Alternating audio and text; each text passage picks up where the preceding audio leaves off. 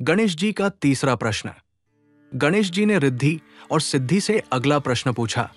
दो बालक, दोनों एक ही रंग, एक चलता है, दूसरा स्थिर रहता है।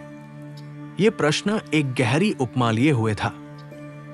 दोनों बालक दिखने में समान हैं, पर उनके कर्म अलग हैं।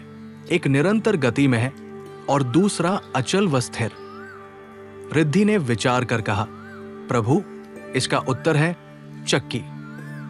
चक्की के दोनों पार्ट एक जैसे रंग के होते हैं, लेकिन ऊपर का पार्ट चलता है और नीचे का स्थिर रहता है।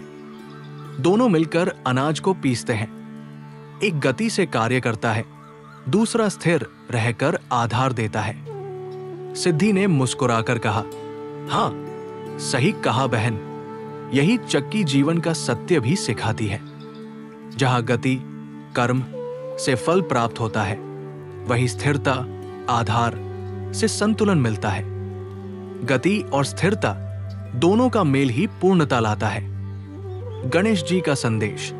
गणेश जी ने उत्तर को स्वीकार करते हुए समझाया कि स्थिर पाठ का अर्थ है ध्यान, साधना और ईश्वर का स्मरण, जो जीवन का आधार है। यदि स्थिरता न हो तो जीवन दिशाहीन हो जाता है। वहीं चलता हुआ पाठ कर्म और जिम्मेदारियों का प्रतीक है, क्योंकि केवल ध्यान से जीवन नहीं चलता। परिवार, समाज और अपने कर्तव्यों को निभाना भी उतना ही आवश्यक है।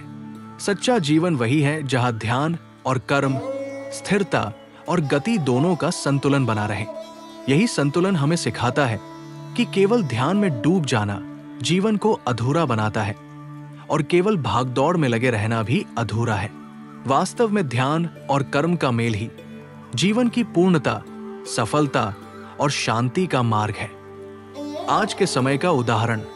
आज के आधुनिक जीवन में अगर कोई व्यक्ति सिर्फ काम में ही डूबा रहे और परिवार व आत्मिक शांति के लिए समय न निकाले, तो वो तनावग्रस्त और असंतुलित हो जाता है। वहीं अगर कोई व्यक्ति केवल ध्यान और साधना में ही लगा रहे और जिम्मेदारियों से भागे, तो समाज और परिवार उसके बिना अधूरा हो जाता है। इसीलिए जरूरी है कि इंसान ऑफिस और करियर के साथ साथ परिवार को भी समय दे और मन की शांति के लिए प्रार्थना या ध्यान का अभ्यास करे। यही संतुलन जीवन की सच्ची सफलता और शांति का मार्ग है।